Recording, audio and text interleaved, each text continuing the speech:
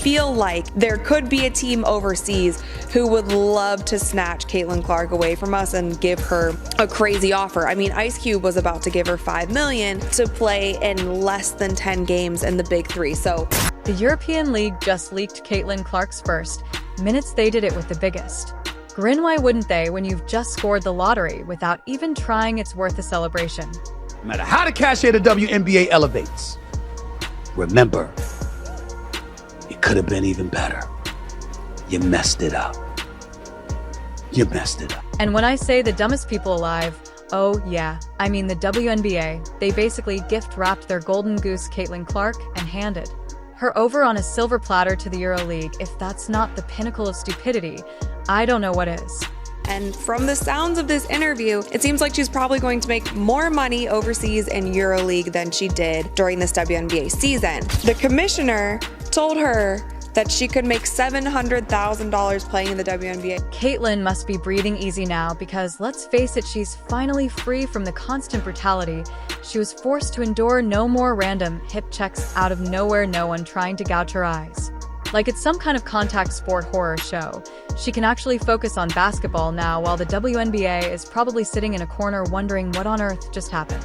In the WNBA through marketing this and that. I don't know what Kathy was talking about, because even the highest paid player in the WNBA currently makes a little over $200,000 in salary. So Caitlin Clark just dipped on the WNBA, and let's be honest, can you blame her? The WNBA pretty much fumbled the bag, and now Europe is out here flexing like they just won the lottery, and they did. The European League is practically rolling out the red carpet for Clark, while the WNBA is left scrambling, wondering how they managed to lose their brightest star. But hey, it's what happens when you treat your top talent like some rookie off the bench.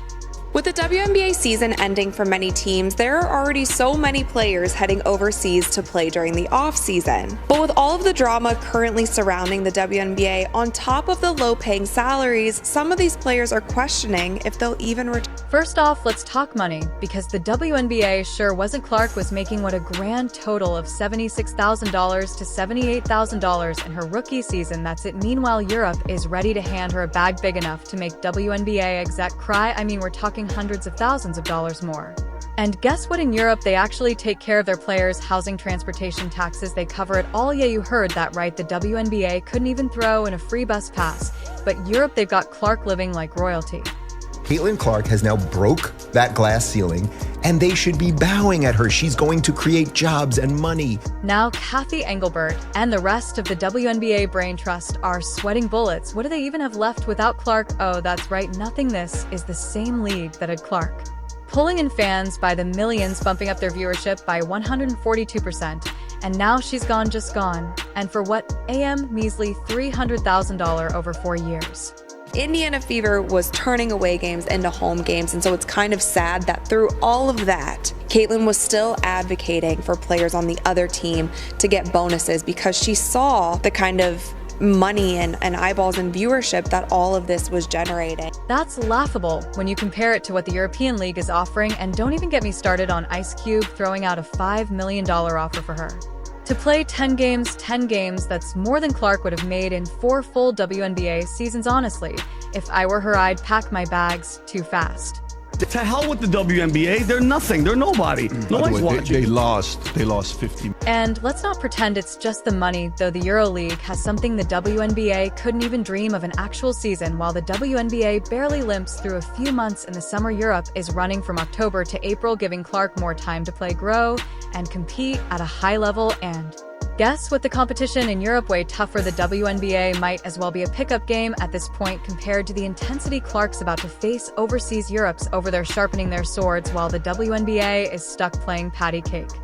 I understand she hadn't played in the league yet, but at least the popularity and the interest around it. So the European League just dropped Caitlin Clark's first minutes. And let me tell you, Europe hit the jackpot. Meanwhile, the WNBA is sitting there probably in a corner somewhere trying to figure out how they let their brightest star slip away. Honestly, whatever they did to Clark should be considered a crime against basketball. The WNBA fumbled so hard it's like they were begging Europe to take her. And Europe, well, they couldn't be luckier if they tried. That sounds like a dream. Yeah. Traveling around Europe, playing basketball. Like we went to Paris played in Paris for the EuroLeague Championship. They now have Caitlin Clark, and the WNBA is left with a giant hole where their only exciting player used to be O. And let's not forget the endorsements. Clark's not just racking up points on the court, she's about to rake in cash off the court too. Europe's a whole new ball game when it comes to sponsorships and brand deals. Clark's about to be on every billboard from London to Paris, while the WNBA is over here asking what went wrong. How about everything? You had Caitlin freaking Clark, and you let her slip through your fingers. Europe didn't even have to try hard, they just offered her what she deserved. There could be a world where more of these private-owned EuroLeague teams, I could see some of these teams going after some of our star players in the WNBA. And if the money makes sense, if the business aspect makes sense, we could lose more players to playing overseas. Now let's talk about what Europe is getting unlike the WNBA, which basically feels like the same old song and dance every game. The EuroLeague is a real competition.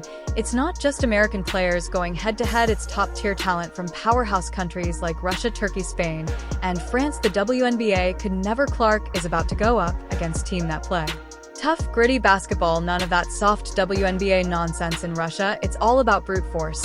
She's going to have to toughen up and start bodying people, and I can't wait to see her handle that. Then you've got Turkey, where the game is slick, fast-paced, and all about those quick plays. Forget the WNBA's plodding pace. Clark's about to step into a basketball masterclass.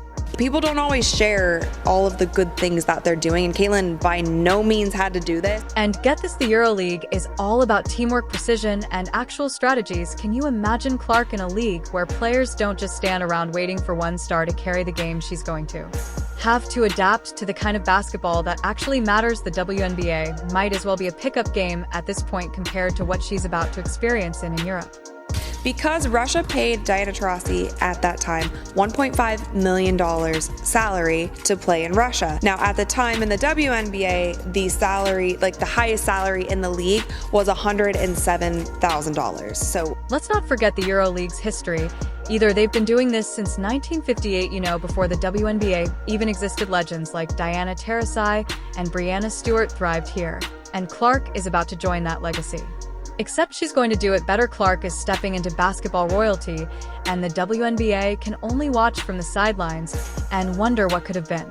She was getting all of that, yet all of these eyeballs were coming to the league because of her. The Indiana Fever was turning away games into home games. And the fans, they're buzzing. European basketball fans are some of the most intense, passionate fans out there. And now they get to watch Caitlin Clark light up their courts. The comparison to Kobe Bryant's legendary European tours is already being thrown around, and for good reason. This is a huge moment for European basketball fans. In Russia, Turkey, Spain, these people already pack arenas for the game, and now they've got a superstar like Clark to root for. The energy is about to hit a whole new level. Meanwhile, back in the US, WNBA fans are stuck watching. What exactly? Without Clark, they've got nothing to look forward to. Okay, they have the highest audience they've seen in 24 seasons in the WNBA games. Televised games with Caitlin Clark's Indiana Fever averaged 1.18 million viewers compared to 394,000 for all other games. There were a record 22 games that averaged over 1 million viewers. Speaking of the WNBA, let's talk about the viewership nosedive they're about to experience. Clark single-handedly pulled in more viewers than the league has seen in years. Her games with the Indiana Fever were averaging 18 million viewers per game. Let that sink in. The WNBA overall was pulling just 394,000 viewers per game, and Clark was more than tripling that. But now she's gone. No one was tuning in for anyone else. They were there for Clark, and without her, good luck keeping people interested. All of this just nonsense about things that Caitlin was doing wrong, when in my personal opinion she was doing nothing but going out there and playing great basketball every night. The proof was already there during the playoffs. Ratings dropped nearly 50% when Clark wasn't on the court. The first game between the Aces and the Liberty, only 929,000 viewers. That's down from over 1 million when Clark was playing. The WNBA is going to feel her absence like a gut punch, and they deserve every bit of it for letting her slip away. All of this just nonsense about things that Caitlin was doing wrong, when in my personal opinion she was doing nothing but going out there and playing great basketball every night and ignoring the hate that was coming to her from all sides, not only from fans but from competitors, coaches, all of these people. Clark was the league's lifeline, and now she's taking her talents and the fans that came with them over to Europe, while they're about to capitalize on this like no one's business. The EuroLeague already had a strong fan base, but now with Clark in the mix, forget about it. Sold-out arenas in Russia and Turkey. That's just the beginning. The European basketball scene is about to blow up, and Clark is going to be right at the center of it all, putting on a show that the WNBA could never hope to match, and the WNBA, they can sit back, watch, and cry about what they've lost because it's never coming back. The WNBA has had its chance, but they seriously blew it. They put Clark in the same box as everyone else, slapped a tiny paycheck in her hand, and expected her to stay. She's a superstar, not just some role player they can toss around, and now that Europe has her, they're not letting go.